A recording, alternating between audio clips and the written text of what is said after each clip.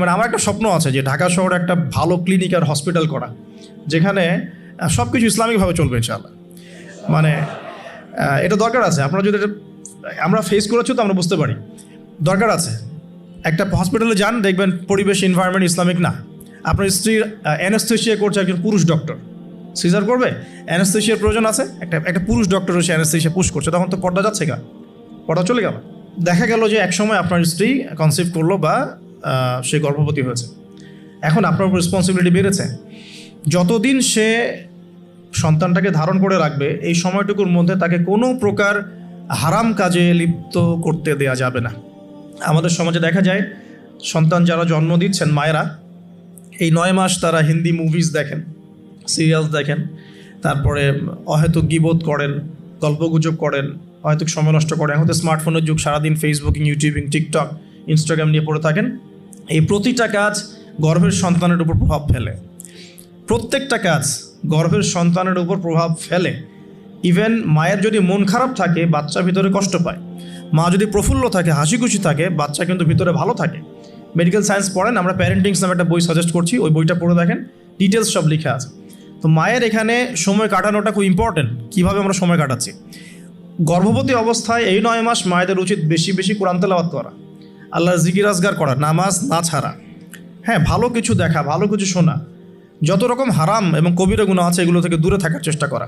এরপর ইনশাআল্লাহ সন্তান ভালো হবে। আল্লাহ পাক দোয়া করি সন্তান যেন সুস্থ স্বাবলম্বী হয়। পাশাপাশি মেডিকেল চেকআপসগুলো নিয়মিত করাবেন, কারণ এটা খুব ইম্পর্টেন্ট ফ্যাক্ট। অনেক সময় দেখা যায় যে আমরা মানে পর্দার যেহেতু একটা বিধান আছে, তো পর্দার বিধান পালন করতে গিয়ে আমরা দেখা যায় আলট্রা করাবো না, আমরা এই ডাক্তারের কাছে নিব না, হ্যাঁ, আমরা নর্মাল করাবো, বাসায় করাবো, হসপিটালে নিব না, কিছু ওভার এগ্রেসিভ থিঙ্কিংস চলে আসে আর কি।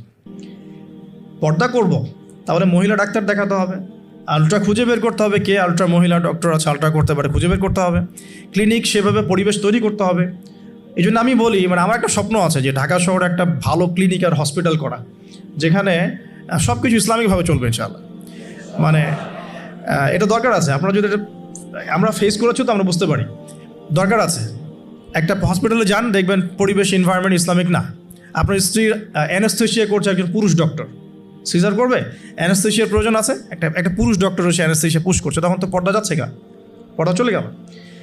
যদিও বা অনেকে ফতোয়া দিতে পারেন যে এই সব জায়গায় বা এই ধরনের ক্ষেত্রে হয়তো এটা জায়েজ হতেও পারে, অনেকে ফতোয়া টানতে পারেন, কিন্তু এখানে কিন্তু এই সুযোগটা দেওয়ার ফলে কী হয়েছে যে অনেক সময় রোগীরা হ্যারাসমেন্টের শিকারও হয়েছেন, সেক্সুয়াল হ্যারাসমেন্টের শিকারও কিন্তু হয়েছে, এটাও কিন্তু বাস্তব।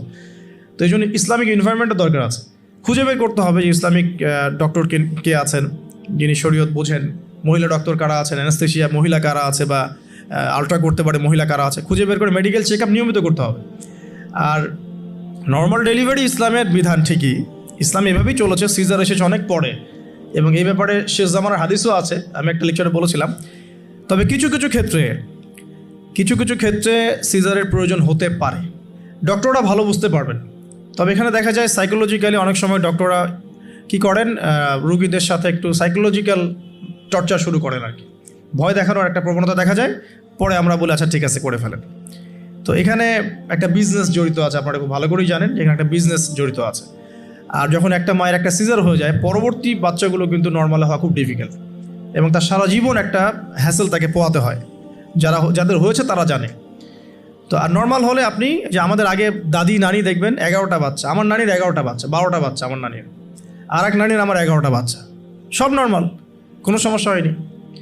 তারা কিন্তু ফ্রেশ খাবার খেতেন, ভালো এনভায়রনমেন্টে থাকতেন, কায়িক পরিশ্রম করতেন, তারা ফিজিক্যালি স্ট্রং ছিলেন।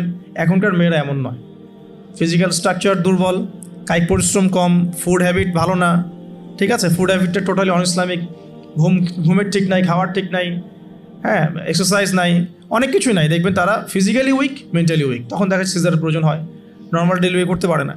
তো এই জায়গায় ডিফার করবে আমাদের ক্ষেত্রে। আমরা চেষ্টা করব যে আমাদের মানে পরিবারকে ভালো খাবার খাওয়াতে, ভালো রুটিনে চলতে, এবং ভালো মেডিকেল চেক আপ করাতে, যাতে করে নর্মালি হয়। দেখবেন বাইরের বিশ্বের কান্ট্রিগুলোর মধ্যে কিন্তু খুবই কম সিজার হয়, খুব কম। কানাডায় দেখেন, আমেরিকায় দেখেন, ব্রিটেনে দেখেন, জার্মানিতে দেখেন, ফ্রান্সে দেখেন, খুবই কম সিজার হয়। যদি জটিলতা খুব বেশি দেখা যায় তখন তারা সিজার করতে চায়, এর আগে কিন্তু করতে চায় না। তাদের প্রযুক্তি অনেক ভালো, অনেক প্রযুক্তি আছে। সো আমরা কেন এই জায়গায় মানে এভাবে একটা জুলুমের শিকার হচ্ছে। এটা আমাদের ভাবা উচিত। এবং আমার মনে হয় যে ইসলামিক এনভায়রনমেন্টের এই যে আপনার মেডিকেল সেক্টরগুলো গড়ে তোলা উচিত। এখানে যাদের সামর্থ্য আছে তাদের এইসব প্রজেক্টে হাত দেওয়া যেতে পারে। আল্লাহ পাক আমাদেরকে তৌফিক দান করুন। তো এরপরে যখন সন্তান হয়ে যাবে, প্রথম কাজই দেখবে সন্তান হওয়ার পরেই তাকে নিয়ে হইহুল্লাহ শুরু হয়। হ্যাঁ, টানা হেঁচড়া, এটা ওইটা, কী বলবো, অপারেশন থিয়েটারে অহেতুক কথাবার্তাগুলো হয়। এই কথাগুলো সন্তানের কানে প্রবেশ করে। অথচ সুন্নাহ হচ্ছে সন্তান হয়ে গেলে তাকে নিয়ে আল্লাহর কাছে দোয়া করার পর তার কানে আল্লাহু আকবার আশহাদু আল্লা ইলাহা ইল্লাল্লাহ, আমরা যে আজান দিই আশহাদু আন্না মুহাম্মাদুর রাসূলুল্লাহ, এটা কানের মধ্যে শোনানো। এটা একটা সুন্নাহ, গুরুত্বপূর্ণ সুন্নাহ। তারপর তাকে তাহনিক করা উচিত। তাহনিক তো আমরা উঠেই গেছে সমাজ থেকে। তাহনিক আবার কী জিনিস? ডক্টররা তাহনিক শুনলে আটকে উঠবে। তাহনিক হচ্ছে যে কোনো আলেম, কোনো বুজুর্গ, যিনি পরহেজগার, আল্লাহওয়ালা, মারেফতওয়ালা মানুষ, তিনি খেজুর বা কোনো মিষ্টি জাতীয় মধু, খেজুর, এই টাইপের কিছু একটু চিবিয়ে বাচ্চার জিহ্বার মধ্যে একটু খালি লাগিয়ে দিবে। এটা তাহনিক সুন্নাহ। তো এখন মুখে তো জর্দা আর পান আর সিগারেট, তো এই মুখ দিয়ে তো তাহনিক হবে না, হবে তো আল্লাহওয়ালা সত্যিকারের মানুষ খুঁজে বের করতে হবে। যাই হোক, যদি আপনি না পারেন, খুঁজে না পান, আপনি আপনার সন্তানের তাহনিক করেন, যথেষ্ট। আপনি দোয়া করেন, 2 রাকাত নামাজ পড়ে আল্লাহ শুকরিয়া আদায় করেন।